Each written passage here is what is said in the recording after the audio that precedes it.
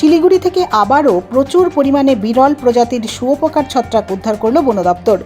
বুধবার সন্ধ্যায় রাজগঞ্জের আমবাড়ির range officer Alamgir হকের নেতৃত্বে অভিযান চালিয়ে শিলিগুড়ির সমরনগর এলাকা থেকে প্রায় 800 গ্রাম শুঁয়োপোকার ছত্রাক উদ্ধার করে বন দপ্তর। যদিও অভিযুক্তরা বন দপ্তরের উপস্থিতি টের পেয়ে চম্পট দেয়। এই ছত্রাকগুলি নেপাল হয়ে চীনে পাচারের পরিকল্পনা ছিল পাচারকারীদের। আন্তর্জাতিক বাজারে এর মূল্য প্রায় 20 লক্ষ টাকা বলে বন দপ্তর সূত্রে জানা গিয়েছে।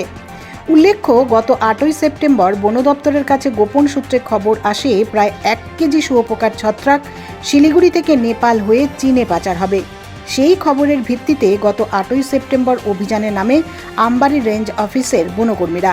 ক্রেতা সেজে শিলিগুড়ির সমরনগরে ওই পাচারকারীদের সঙ্গে দরদাম করতে থাকেন বনকর্মীরা। সেদিন স্যাম্পেল হিসেবে প্রায় 13 গ্রাম ছত্রাক দেখানো হয় বনকর্মীদের। ইতিমধ্যেই পাচারকারীদের ঘিরে ফেলেন বনকর্মীরা। সেদিন 13 গ্রাম ছত্রাক সহ দুজনকে গ্রেপ্তার করা হয়। তবে পাচারকারী দলের বাকিরা তখন পালিয়ে যায়। ধৃতদের হেফাজতে নিয়ে জিজ্ঞাসাবাদ করে আরও ছত্রাকের কথা জানতে পারে বন দপ্তর। সেই মতো বুধবার রাতে ফের অভিযান চালানো হয়। অভিযান চালানোর সময় বনকর্মীদের দেখে পালিয়ে যায় পাচারকারীরা, কিন্তু তাদের ঘর থেকে উদ্ধার হয় 800 গ্রাম শুঁয়োপোকার ছত্রাক। তবে বাকিদের খোঁজে লাগাতার অভিযান চালানো হবে বলে বন দপ্তর সূত্রে জানা গিয়েছে এই ছত্রাক মূলত হিমালয়ের উঁচু পাহাড়ের জঙ্গলে বিশেষ ধরনের শুঁয়োপোকা থেকে তৈরি হয়। এই ছত্রাক কিডনি, ফুসফুস সহ বিভিন্ন জটিল রোগের ওষুধ তৈরিতে কাজে লাগে।